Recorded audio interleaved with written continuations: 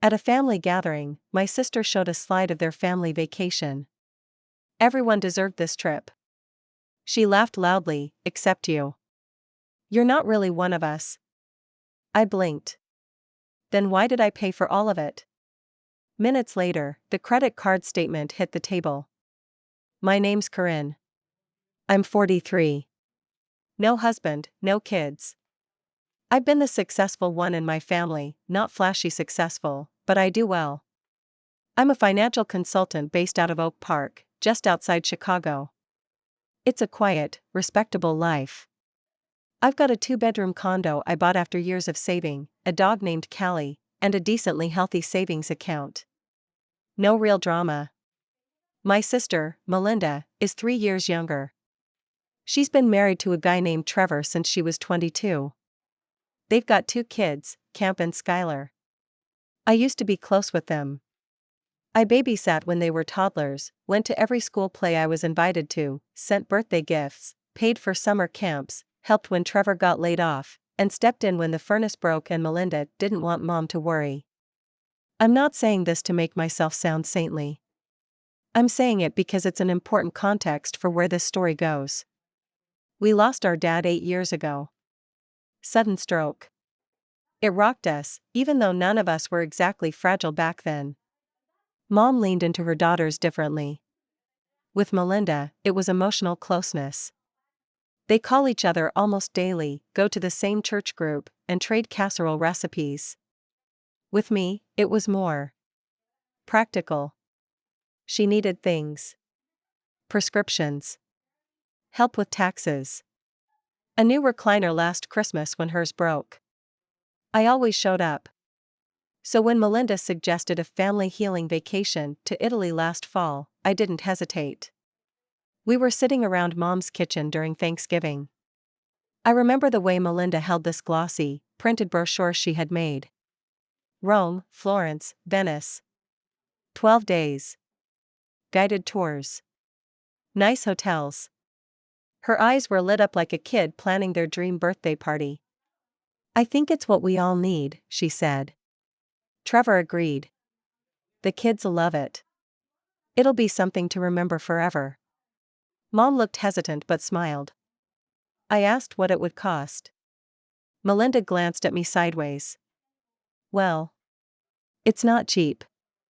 I asked for details and ended up paying for the whole thing. Flights, hotels, tours. Over $21,000. I told myself it was okay. I'd gotten a good bonus. I wasn't using my vacation days anyway. I even imagined walking through Roman ruins with them, laughing with the kids, getting closer. Belonging. But little red flags started popping up soon after. First, the email confirmations. I only saw one passenger, me, on a separate itinerary. Melinda told me it was a group travel thing and that I'd get merged in later. I let it go. Then, weeks before departure, I received a vague notice saying my part of the trip had been cancelled due to a clerical issue with documentation. I called the agency and found out my booking had been removed by Melinda. Not delayed. Not changed. Deleted. I confronted her over the phone, heart racing. Oh yeah, she said like it was nothing. We figured it'd be weird with you tagging along. It's more for, like, the kids. Immediate family. You get it, right? I didn't. I don't. I probably never will. I didn't even fight. I said, okay, hung up, and cried in the dark of my kitchen with a glass of wine and Callie curled beside me. I let them go. I stayed home while my family lived it up in Italy on my dime. They sent no pictures. No calls. No souvenirs. Not even a postcard. Months passed. I tried to compartmentalize it. I told myself I misunderstood. That maybe I hadn't been clear, maybe they thought it was a gift. Then came Mom's birthday party last weekend. Melinda insisted on hosting it at our childhood home. Balloons, crockpot meatballs, folding chairs in the backyard. I brought the cake, $72 from a high-end bakery, Because mom always loved their ganache. The evening rolled on. Kids ran around. Cousins buzzed about. I sat on the edge of things, like I always do. Then Melinda clinked her glass. "Okay, everyone," she called. "Time for a special treat." She turned off the lights and fired up a projector she'd set up. A slideshow of the Italy trip began. Music played from a Bluetooth speaker. My stomach sank as each photo flashed: the family at the Trevi Fountain, the Colosseum, a boat ride in Venice with matching La Famiglia 2024 t-shirts. My mom is smiling wide in every shot. Then came Melinda's voice, echoing over the last slide, a group shot, everyone beaming. "Everyone deserved this trip," she laughed. "Except you. You're not really one of us." The room chuckled. Some looked confused. Some just stayed quiet. I felt like the floor disappeared beneath me. I didn't plan what I did next. But I reached into my tote bag and pulled out the manila envelope I'd brought, half out of spite, half out of instinct. I walked over to the table where Mom sat, and I dropped the stack of printed credit card statements in front of them. Page after page of charges. Each line item from the travel agency, with my name on every charge. Then I said, loud enough for everyone to hear, "Then why did I pay for all of it?" The room froze. You could actually hear forks clinking against plates, the uncomfortable shift of people adjusting in their seats. Mom looked down at the papers like she was seeing numbers for the first time in her life. Melinda's smile faded fast, replaced by something between shock and irritation. Trevor muttered something under his breath, and one of the cousins, Cassie, I think, said, "Wait, what?" loud enough to pierce the silence.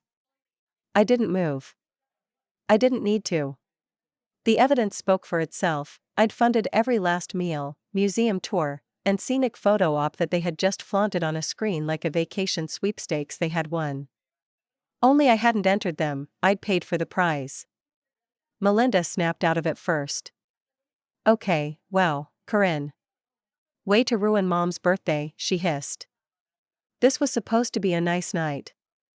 "I paid for your nice night," I said.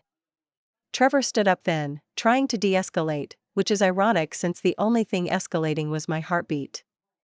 I wasn't yelling. I wasn't crying. I was just done. "I have the email thread from the agency," I added, still calm. "Your request to remove my name from the itinerary? It's all there." I checked. Melinda's mouth opened and closed, like she was chewing words too bitter to swallow. Mom looked between us, still silent. Her eyes landed on the bold total at the bottom of the page. $21,387. All under my name. All billed to my card. "Corinne," she started, her voice thin. But I didn't want to hear it. Not right then. I walked out before anyone else could say anything. The air outside felt too cold for April, but I welcomed it. I walked to my car parked down the block and sat there for 10 minutes, letting my hands tremble on the steering wheel. I didn't cry. Not yet. I just felt hollow. Like something had finally snapped after holding too much weight for too long. That night, I ignored every call and message. Even Mom's. Especially hers. The next morning, I woke up to 24 texts. A few apologies. More confusion. Some cousins were asking what was going on. Others were defending Melinda, saying she probably didn't mean it that way, that "not really one of us" was just a joke. But it wasn't a joke. It never was. I went back through the emails I had saved. Every time they'd asked me for money over the years, every "we'll pay you back," every "you're such a blessing," every little emotional invoice I'd let slide. I started listing it all out. Not just the Italy trip. The car repair for Trevor in 2020. The summer camp fees. The emergency dentist bill for Skylar. The groceries during the pandemic. All of it. It added up. Thousands. Maybe tens of thousands. Over the course of a decade, I had become their unofficial ATM, all while being treated like a guest star in their family sitcom. Later that week, I sent an email to the travel agency. Explained the situation, attached my evidence. They were surprisingly cooperative. Turns out, once fraud is mentioned and documentation is shown, agencies start to listen.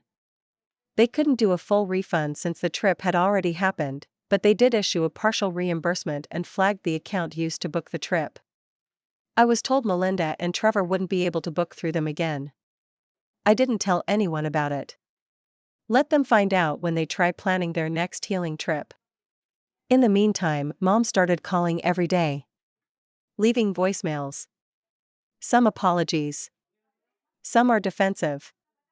Most just tired. I should have said something, she said in one. I didn't know what she said to you. I didn't know she took you off the trip. I just assumed you decided not to come. That hit harder than anything. Not just that she didn't know, but that she didn't ask. Didn't wonder. Didn't think it was strange that I was missing from a vacation I paid for.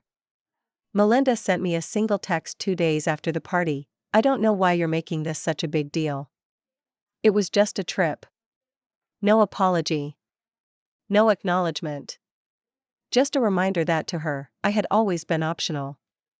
Useful, but not essential. It was strange how quickly that realization changed everything. The dam didn't break. It evaporated. Years of resentment just dissolved. I wasn't angry anymore. I was free. But now I'm sitting here, wondering what happens next. Do I cut them off? Limit contact? Do I send them an invoice for everything I've helped with over the years just so they finally understand the weight I've been carrying? Do I tell the kids, Camp and Skylar, what really happened when they're old enough to see things for what they are? Or do I just disappear? Not dramatically. Not out of spite. Just slip out of the role I was never appreciated in and let them figure out how to live without my help. Because I'm tired. I'm tired of showing up for people who treat me like an afterthought. I'm tired of being told you're not really one of us when I was the only reason they could afford to act like a family at all. I don't want revenge. I don't need justice. I just want peace. I didn't block anyone, not yet. I left the door cracked open, but I stopped responding. I silenced group texts. I let voicemails pile up. A few relatives kept reaching out, mostly the ones who weren't at the party or didn't know the full story. One aunt left a message saying she thought it was just a misunderstanding and that I should let it go. I saved that one but didn't reply. I knew I'd eventually hear from Melinda again. She's the type who doesn't handle being the bad guy well. It took her 6 days. On the 7th, she sent a longer text. I really don't think you understand the position you put me in. You offered to pay for the trip. We assumed you didn't want to come after your booking got cancelled. Trevor said you seemed distant about it. And you didn't even try to fix it, so I thought you didn't care. I didn't want to make things weird for the kids. That was her version of an apology. No acknowledgement that she actively removed me from the trip. That I was excluded on purpose. That she said what she said in front of everyone with a smirk. I didn't respond. I didn't trust myself not to say something I couldn't take back. Instead, I went back to my quiet routine. Morning coffee with Callie on the balcony. Long walks around the neighborhood. Work, gym, dinner, sleep. I started reading again, actual books, not just headlines on my phone. I bought fresh flowers for my dining table just because I wanted to. I started remembering what it felt like to exist for myself. Then Mom showed up unannounced. It was a Wednesday evening. I had just sat down with leftovers and was halfway through an episode of The Bear when the doorbell rang. Callie barked like she always does, and I opened the door to find Mom standing there with a grocery bag and a tired look in her eyes. I thought maybe we could talk, she said softly. I didn't want to. But I stepped aside and let her in. She sat on the edge of the couch, stiff like she was bracing herself. I sat in the armchair across from her and waited. She took out a container, her tuna noodle casserole, and placed it on the coffee table like some kind of peace offering. "I didn't know they cancelled your ticket," she said finally. "I swear to you, Corinne, I thought you changed your mind." I nodded but said nothing. She kept going. "I would never have gone if I'd known. And what Melinda said at the party, that was ugly." I told her that afterward. "She said I'm not really one of you," I said quietly. "I know." "She meant it." "I know." We sat in silence for a while. The TV continued in the background, someone was shouting in a kitchen, pots clanging. Mom looked so much smaller than I remembered.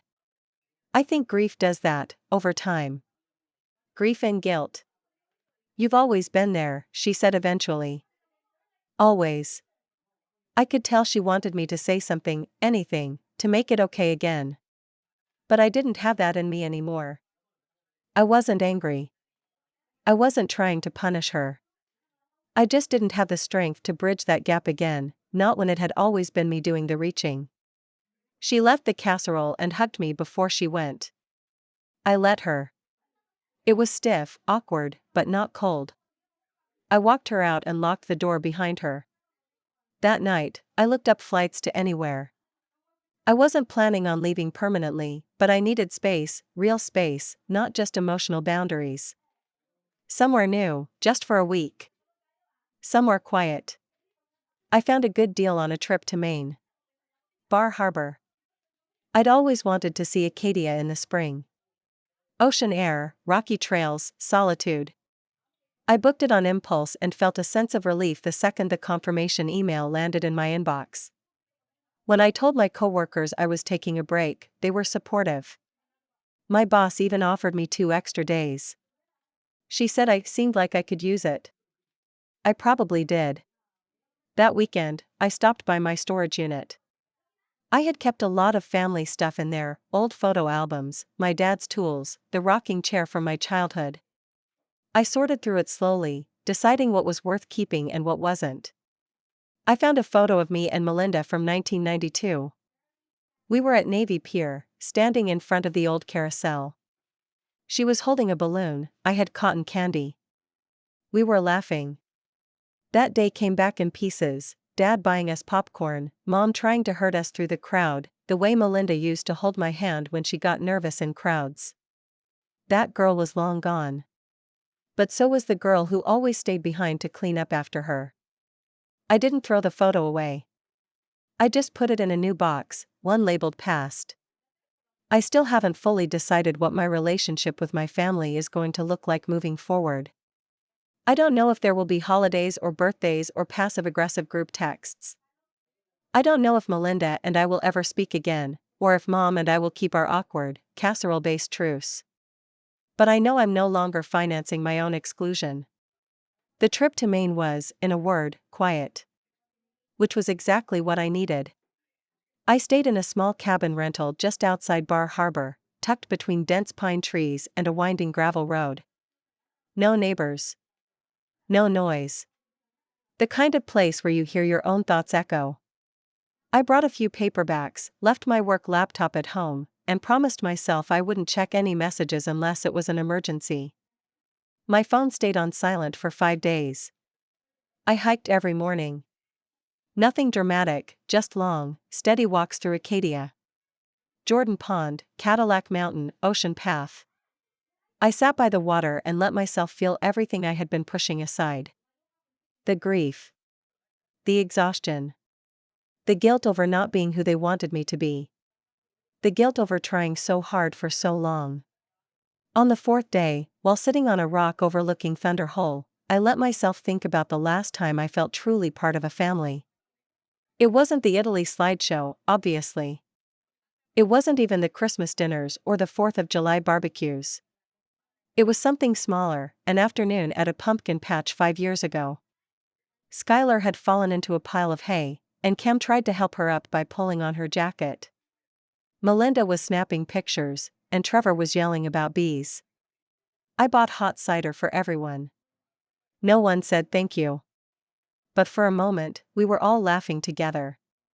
It was chaotic and loud and messy, but I felt needed. I think that's what I kept chasing.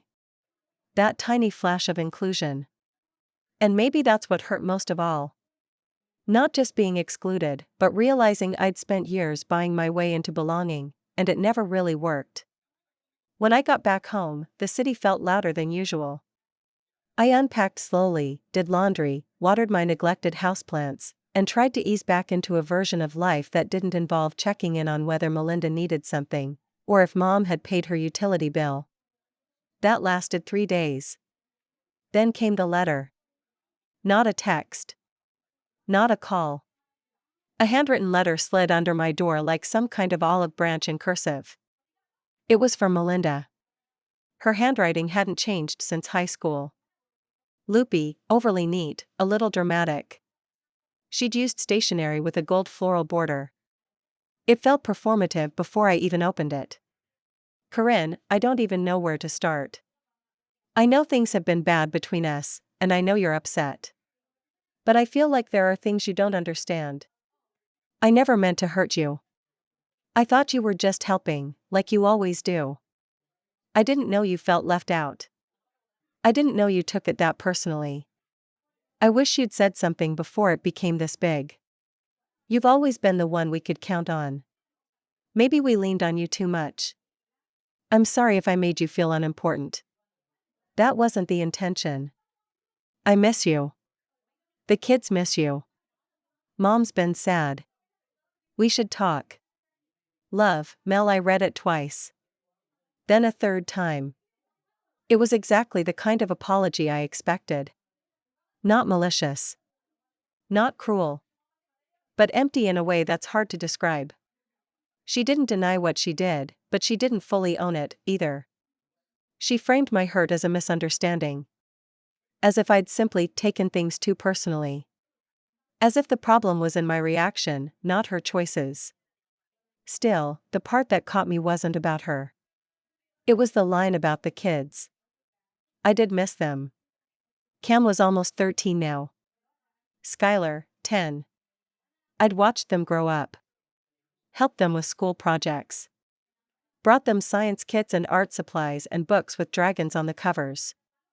I had their stick figure drawings still taped inside a kitchen cabinet.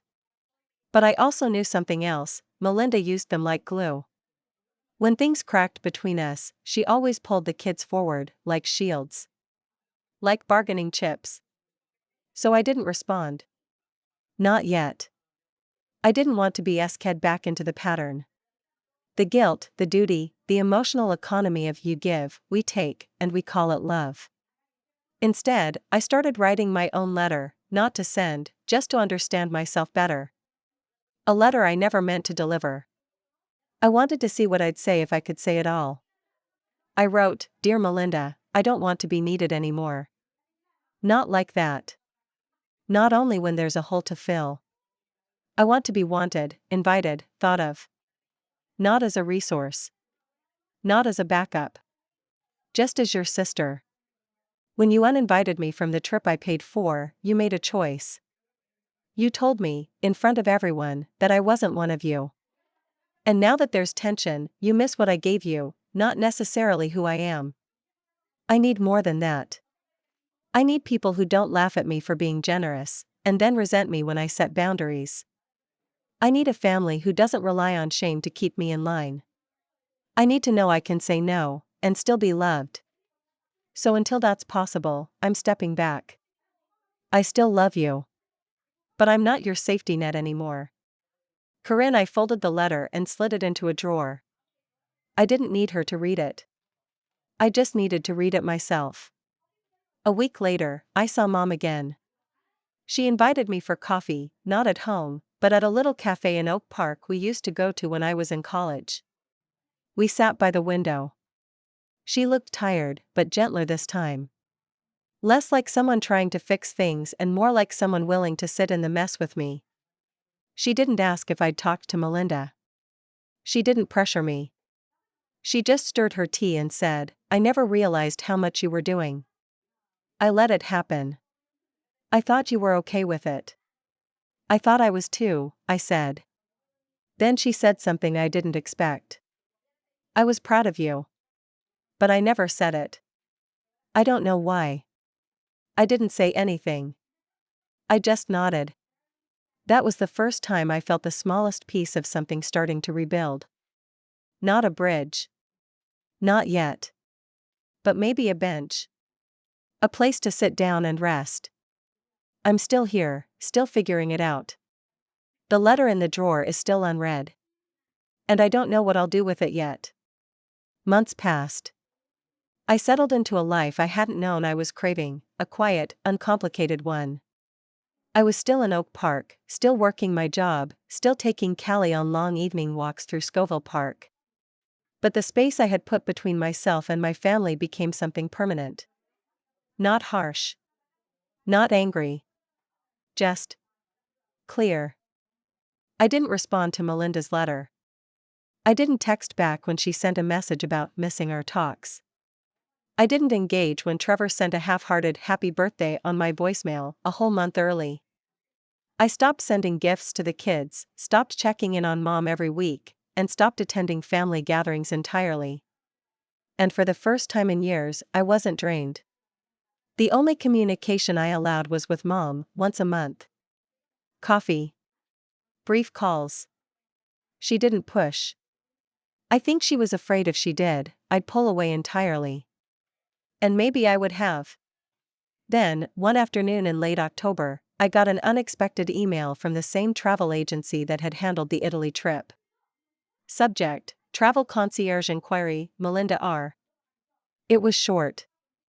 A customer service rep remembered my previous complaints and thought I should be aware that someone, Melinda, was attempting to book another family trip to Spain for the summer, under the same group travel discount. My name, again, had been added to the billing. Without my permission. I stared at the screen for a long time. It would have been so easy to let it slide. To stay quiet. To just call the agency and remove myself. But something in me snapped, not in the way it had before, when I cried in silence and left the room. No. This time I smiled. I made 2 calls. First to the agency, where I asked for very specific information. The rep, a woman named Claudia, was more than happy to help once I verified my account and explained the situation. Melinda had listed me as the primary sponsor again.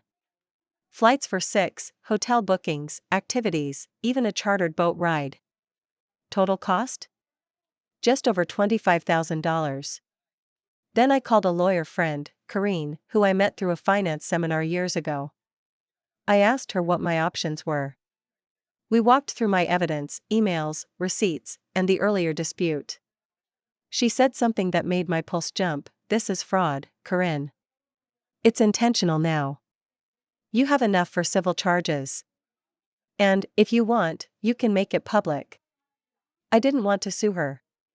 But I wanted something else. I wanted her to understand the cost of treating me like a doormat. Not in theory. In dollars. In reputation. In consequence. Corrine helped me draft a letter. It wasn't legalese. It wasn't aggressive. It was calm, clear, and devastatingly professional.